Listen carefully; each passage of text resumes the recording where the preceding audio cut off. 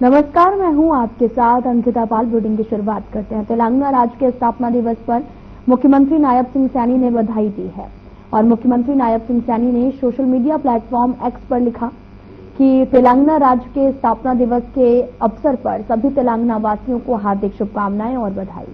तेलंगाना अपनी समृद्ध सांस्कृतिक विरासत, ऐतिहासिक धरोहर और विविधता के लिए पूरे देश में प्रसिद्ध है। यहाँ की लोक कला, संगीत, नृत्य, त्योहार और परंपराएं पूरे भारत की सांस्कृतिक विविधता को भी और मनोरम बनाती हैं। मैं कामना करता हूं आप सभी के जीवन में सुख, समृद्धि, खुशहाली बनी रहे, राज्य निरंतर विकास के पथ पर अग्रसर रहे।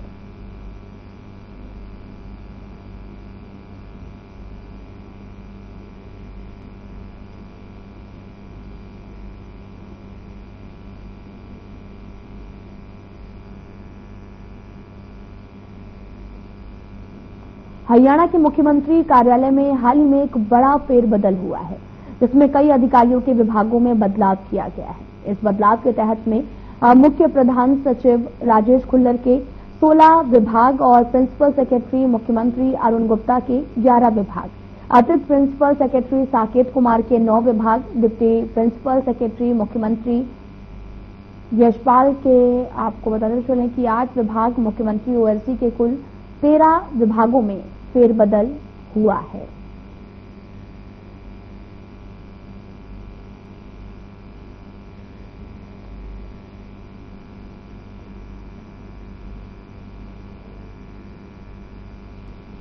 हरियाणा के ऊर्जा, परिवहन एवं श्रम मंत्री अनिल विज ने एक विवादित बयान दिया है, जिसमें उन्होंने कहा कि पाकिस्तान 25 साल के बाद में आधा हो गया है और 50 साल के बाद ये और भी आधा हो जाएगा।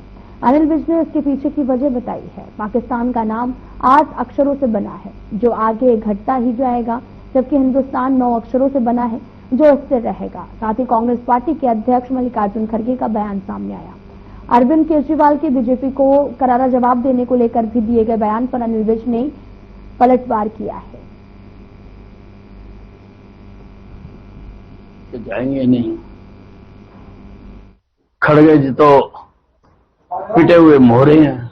पूछा तो सफल लोगों से जाता है, पर प्रधानमंत्री जी अपने कार्यक्रम बहुत ठीक बना रहे हैं, लोगों तक सीधा पहुंच रहे हैं, लोगों तक सही स्थिति का ज्ञान करा रहे हैं। देखिए, केजरीवाल जी की हिम्मत कहीं मैं दाव देता हूं, पिट पिटा के नीचे पड़े हुए हैं, हर जगह से रिजेक्ट हुए हैं।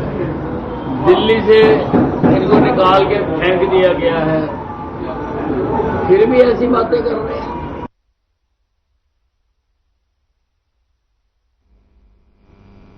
हरियाणा के पुलिस महानिदेशक ने ईआरवी की कार्यप्रणाली को प्रभावी बनाने के निर्देश दिए हैं। साथ ही शराब ठेकों की नीलामी प्रक्रिया में कानून व्यवस्था बनाए रखने के निर्देश दिए हैं।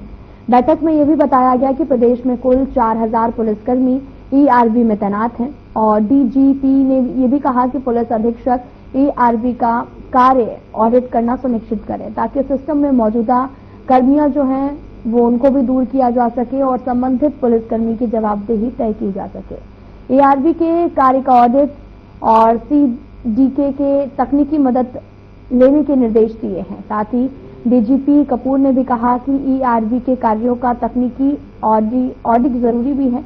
इसके लिए सीडेक की तकनीकी टीम की सहायता भी ली जा सकती है। उन्होंने वरिष्ठ अधिकारियों से भी कहा है कि वे ईआरवी का समय समय पर निरीक्षण करें और सुनिश्चित करें कि घटनास्थल पर कितनी जल्दी प्रतिक्रिया दी गई है, कितने समय में ईआरवी पहुंची है और क्या कार्रवाई की गई है।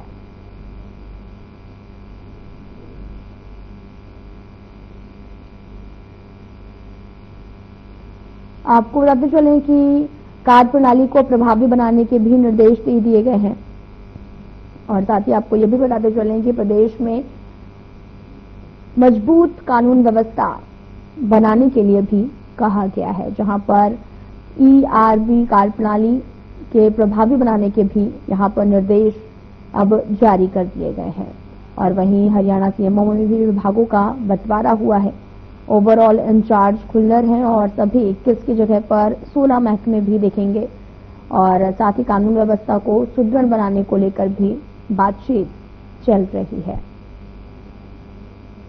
आपको बताते चलें कि लगातार सीएम सैनी कार्य कर रहे हैं और इसी को देखते हुए कार्यप्रणाली को प्रभावी बनाने के निर्देश भी दिए गए हैं। प्रदेश में कानून व्यवस्था मजबूत बनाई जाए। डीजीपी ने ईआरबी कार्यप्रणाली पर मीटिंग भी बुलाई है, जहां पर कड़े फैसले लेने की बात कही जा रही है।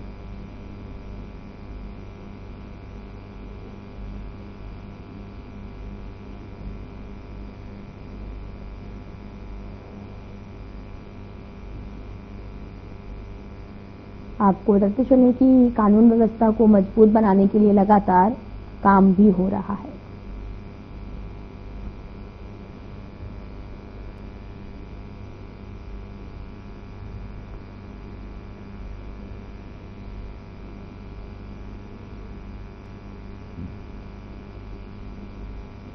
डीजीपी ने ईआरबी कार्यप्रणाली पर मीटिंग ली है और मीटिंग में कड़े फैसले लेने की बात भी कही जा रही है।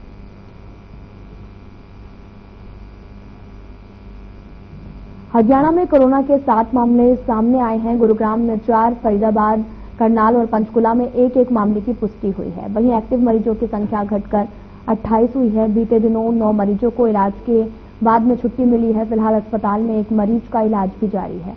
अब तक हरियाणा में कुल कोरोना मरीजों की संख्या 52 है, जबकि 24 लोग स्वस्थ होकर अपने घर जा चुके हैं। हरियाणा के झज्जर में भी पहला कोरोना पॉजिटिव केस सामने आया और वहीं लगातार कोरोना मामलों की संख्या जो है वो बढ़ती जा रही है। स्वास्थ्य विभाग भी अलर्ट मोड पर है। साथ ही नागरिक अस्पताल में टेस्ट में पॉजिटिव आए मरीजों को होम आइसोलेट किया गया है। कोविड को देखते हुए व्यवस्थाओं को दुरुस्त भी किया जा रहा है। जिले के सभी सीएचसी केंद्र पर इमरजेंसी वार्ड की व्यवस्थाएं भी की जा रही हैं। साथ ही आपको यह भी बताते चलें कि जिले में स्वास्थ्य विभाग की ओर से सभी सीएचसी केंद्रों पर आइसोलेशन वार्ड तैयार करने के निर्देश जारी किए गए हैं और कोविड को लेकर पीएचसी केंद्रों पर निर्देश दिए गए हैं। वायरस से संबंधित किसी भी प्रकार की कोई भी चूक ना हो।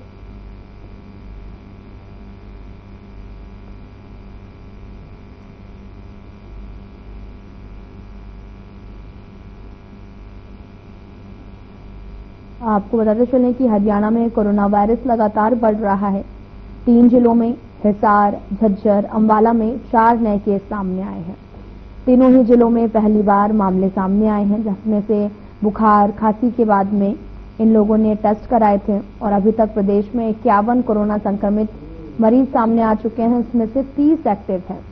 साथ ही अंबाला में जिले में जो है वो दोनों केसों में एक युवक नोएडा की कंपनी में जॉब करता है और पेरेंट्स से मिलने के लिए आया था। उधर हिसार में ऋषिकेश से घूमकर आया युवक कोरोना पॉजिटिव मिला है। स्वास्थ्य विभाग ने तीनों मरीजों को होम आइसोलेट किया है। झज्जर में व्यक्ति को घर पर आइसोलेट किया है। 18 मई को प्रदेश में कोरोना का पहला केस मिला था और इसके बाद से मामले लगातार बढ़ रहे हैं। सीएम नायब सिंह सैनी इसे लेकर स्वास्थ्य विभाग को जरूरी कदम उठाने, कोरोना से बचाव के लिए जागरूक करने के भी निर्देश दे चुका है। अस्पतालों में हर स्थिति से निपटने के निर्देश जारी कर दिए गए हैं।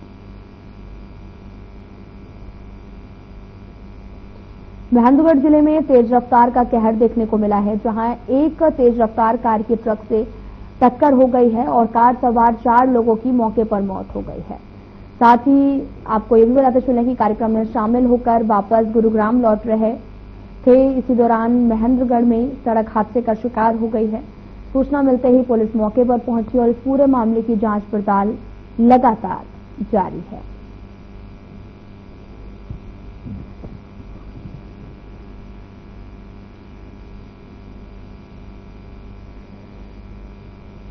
आपको बताते चलें कि ये जो पूरा मामला है वो हिसार से सामने आया है, जहां पर ट्रक से टकराई थी कार और कार सवार 4 लोगों की मौके पर मौत हो गई है। और ये पूरा मामला महेंद्रगढ़ से बताया जा रहा है, जहां पर ये बड़ा हादसा देखने को मिला है।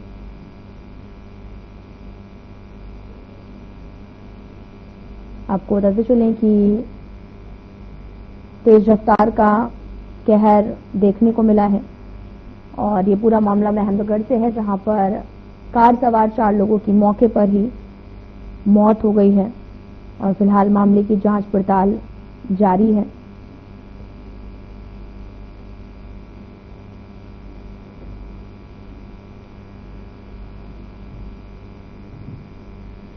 फतेहाबाद जिला पुलिस लाइन में आज एक विशेष परेड का आयोजन किया गया। इस अवसर पर पुलिस बल को आपातकालीन परिस्थितियों से निपटने के लिए मॉक ड्रिल का प्रशिक्षण किया गया है।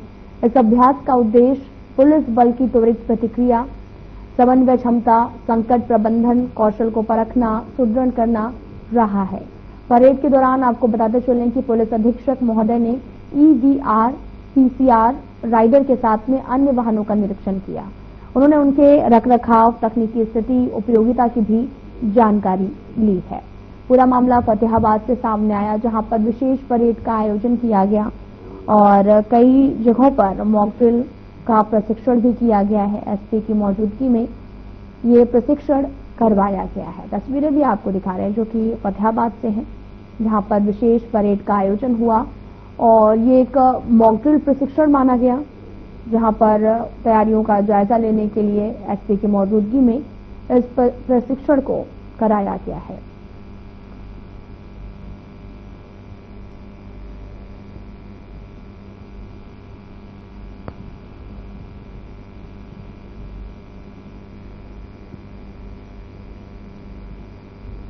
आपको बताते चले कि विशेष परेड का आयोजन किया गया है और साथ ही आपको ये भी बताते चलें कि लगातार तैयारियों का जायजा भी लिया जा रहा है।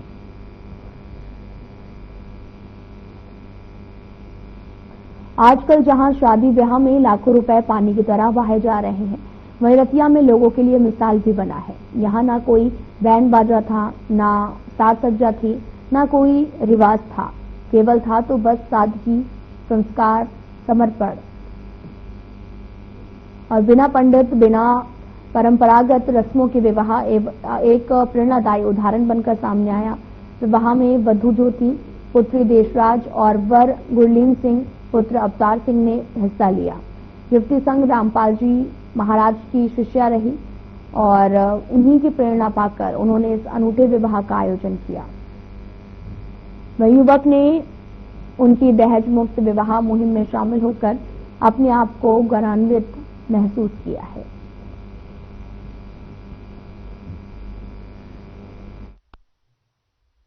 मैं 2004 में संत रामपाल जी महाराज की दया से महाराजों के शरण में आया था मैं। तो इस चीज को देख करके जब ये ज्ञान समझ में आया, मैं ज्ञान बिल्कुल ही नहीं जानता था कि क्या होता है सत्संग। जब सत्संग सुना, आए थे दुख में, और जब सत्संग छोड़ करके जो ज्ञान हुआ, तब पता चला कि ये तो एक बहुत बड़ा एक मार्ग, मोक्ष मार्ग है। तो जिस कारण से हम आए थे, जितने दुखों के संकट में, वो दुख हमारे लिए वरदान साबित हुआ। फिर जब पता चला संत रामपाल जी महाराज के मिशन के बारे में, तो इन्होंने दहेज मुक्त शादियां आज देश के अंदर हम हर रोज न्यूज पेपर में पढ़ते हैं। सबसे पहले तो सभी बच्चों को सत्साहित थी और मैं शुरू से ही दहेज मुक्त शादी करवाना चाहता था और मुझे परिवार भी वैसा ही मिला जैसा मुझे परिवार चाहिए था। तो मेरे ससुराल वाले संत रामपाल जी से जुड़े हुए हैं, तो उनसे मुझे ज्ञान हुआ। उन्होंने बताया कि दहेज मुक्त शादी होगी, तो मुझे अच्छा लगा, तो इसलिए मैंने दहेज मुक्त शादी। मेरे को बहुत अच्छा लगा ये गुनाह सुनकर शादी हो गई। मैंने संत रामपाल जी महाराज के अनुसार हमारे को लड़कियाँ आजकल के लहंगे वगैरह फोटो देखना जो आमद किया है, और हमें इतना ध्यान है कि संत रामपाल जी महाराज ने बोला है कि हमने कपड़े पहनकर रमाई करवानी है। मैं बोलना चाहती हूँ कि जो आम जनता है वो ज्यादा दिखावा ना करे और संत रामपाल जी महाराज का जो उपदेश है और हम सहमत है कि ऐसी सारी बात होगी, तो हम उनके फॉलो करें और उन फॉलो के साथ हम वर्क करें। एक दिखावा होता है शादी के अंदर कि शुरू में दान दहेज नहीं लेते और बाद में जो है बेटी वाले को परेशान कहीं ना कहीं किया जाता है समाज के अंदर। ऐसी बात नहीं।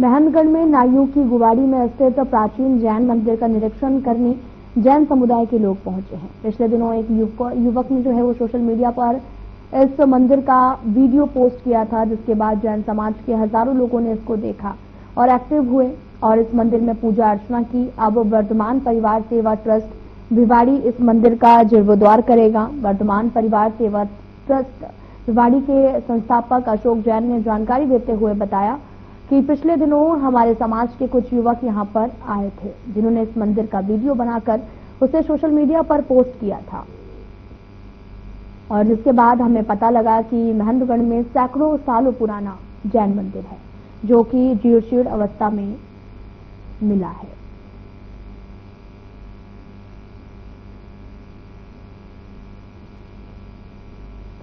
आपको तस्वीरें दिखा रहे हैं जो कि महंतगढ़ से हैं, जहां पर सैकड़ों साल पुराना जैन मंदिर जीर्ण अवस्था में मिला है। सैकड़ों साल पुराना ये मंदिर बताया जा रहा है। वर्तमान परिवार इसका जीर्णोद्धार जो है वो कराएगा। तस्वीरें भी आपको दिखा रहे हैं जो कि काफी पुराना ये जैन मंदिर बताया जा रहा है और साथ ही अब इसका जीर्णोद्धार वर्धमान परिवार करेगा और फिर से ये जैन धर्म के लोगों के लिए खुल जाएगा, जहां पर बड़ी संख्या में भी इस पुराने मंदिर के दर्शन करने के लिए भी जैन धर्म के लोग पहुंचेंगे। वर्धमान परिवार इसका जीर्णोद्धार भी करा रहा और साथ ही यहाँ पर बड़ी संख्या में लोग भी इसे देखने के लिए पहुंचे हैं। तस्वीरें भी आपको दिखा रहे हैं जो कि महंतगढ़ से हैं, जहां पर ये सैकड़ों साल पुराना मंदिर मिला है, जिसका अब फिर से जीर्णोद्धार कराया जाएगा।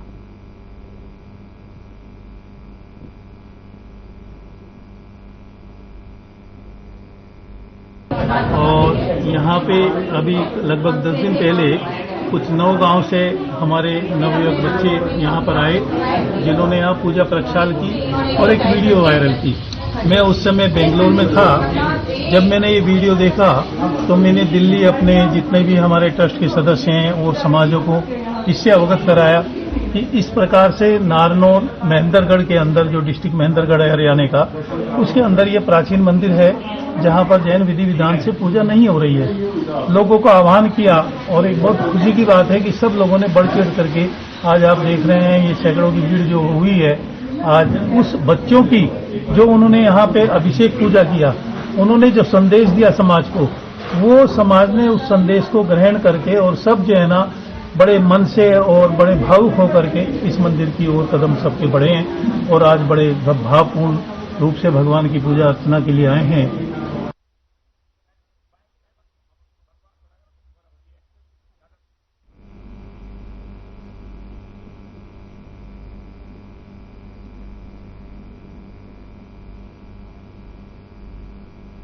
हिसार में एसटीएफ और बदमाशों के बीच में गांव तलवंडी राणा में मुठभेड़ हुई है। दोनों तरफ से फायरिंग में एक बदमाश के पैर में गोली लगी है और साथ ही मनदीप नाम के बदमाश को पुलिस ने हिरासत में लिया है। साथ ही एसटीएफ ने तलवंडी राणा के ही रहने वाले घायल मनदीप को गिरफ्तार कर सिविल अस्पताल में इलाज के लिए भर्ती करवाया और मनदीप ने हाल ही में 25 मई को अपने ही गांव के ठेके पर पर्ची फेंक कर 5 लाख रुपए की फिरौती मांगी थी और तभी से एसटीएफ इसके पीछे भी लगी हुई थी। एसटीएफ को सूचना थी कि मनदीप दोबारा ठेके पर आकर फायरिंग या फिर धमकी दे सकता है। गुप्त सूचना मिलते ही एसटीएफ ने घेराबंदी कर दी है, बदमाशों को भी घेर लिया है और इसके बाद बदमाश ने अपने बचाव में फायरिंग भी की है और एसटीएफ ने गोली का जवाब देते हुए फायरिंग की और बाद में उसे गिरफ्तार भी कर लिया है।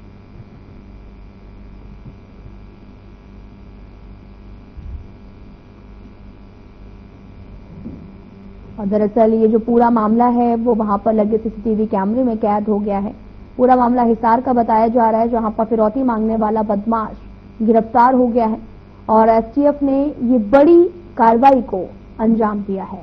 फिलहाल गांव तलवंडी राणा में ये मुठभेड़ हुई, जहां पर वहां पर लगे एक सीसीटीवी कैमरे में ये पूरी वारदात कैद हो गई है।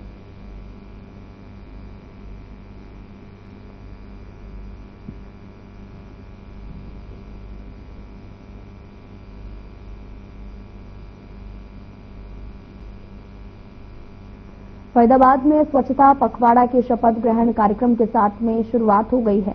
महापौर प्रवीण बत्रा जोशी ने सभी अधिकारी, पार्षद, कर्मचारियों को स्वच्छता के प्रति शपथ दिलाई है। इस अवसर पर उन्होंने सभी अधिकारियों, कर्मचारियों से अपील की और साथ ही यह भी कहा कि इस स्वच्छता पखवाड़े को सफल बनाने के साथ साथ पूरे फरीदाबाद शहर को इंदौर जैसा स्वच्छ शहर बनाने में मदद करें। अपने शहर को स्वच्छ बनाने का हमारा दायित्व है।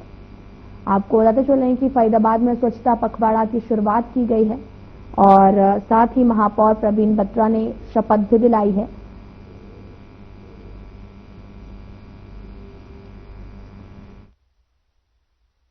हमारी ये प्लानिंग काफी समय से चल रही थी।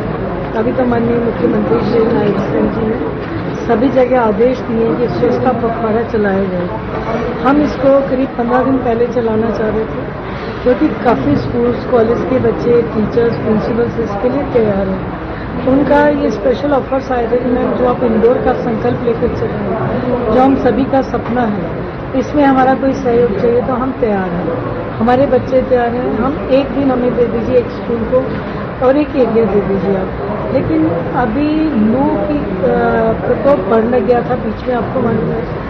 तो माननीय डीसी साहब की तरफ से एक सर्कुलर निकला कि सुबह 10 से 4 के बीच में हमारे नागरिक बिना आवश्यकता के बाहर ना निकले, क्योंकि हीट वेव के कारण बीमारियां तो थी, लू भी लग गई थी काफी लोगों को, तो इसलिए हमने इसको एक्सटेंड कर दिया था। तो आज का हमने इसका शपथ समारोह रखा और जल्दी ही हम इसकी प्लानिंग करके इसको सुचारू रूप से स्टार्ट करें। बालडा, झोझूकला, अटेला में दर्जनों बिजली के जो पोल हैं वो टूटने की जानकारियां मिली हैं। आंधी और फिर बारिश के कारण के नहरों, सड़कों और खेतों में खड़े पेड़ भी टूट गए हैं। आंधी की चपेट में आने से कई जगह खंभे भी टूट गए हैं। कई जगह पर बिजली आपूर्ति लाइन भी टूटकर जमीन पर बिछ गई है। ऐसे क्षेत्र में बिजली आपूर्ति भी बाधित हो रही है। डॉक्टर चंद्रभान श्योराण ने भी बताया कि इस वर्षा से खरीफ की मुख्य फसलों जैसे कि कपास, सब्जियां, बागवानी इत्यादि में बहुत ज्यादा फायदा होगा।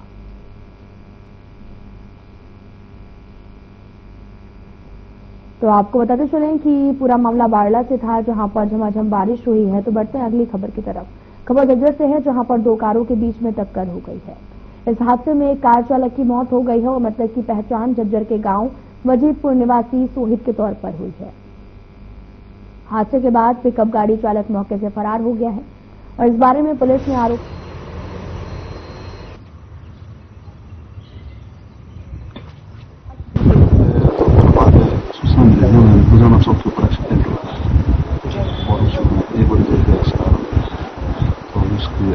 पोस्टमार्टम करा दिया।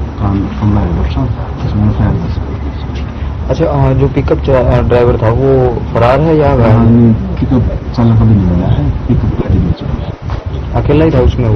कौन? पिकअप वाला। वो तो जब चालक मिलेगा जब पता चलेगा वही। फिलहाल वीडियो में मेरे साथ इतना ही, पर अब वक्त हो चला है डॉक्टर राकेश गुप्ता के साथ हमारे खास कार्यक्रम प्लस माइनस का।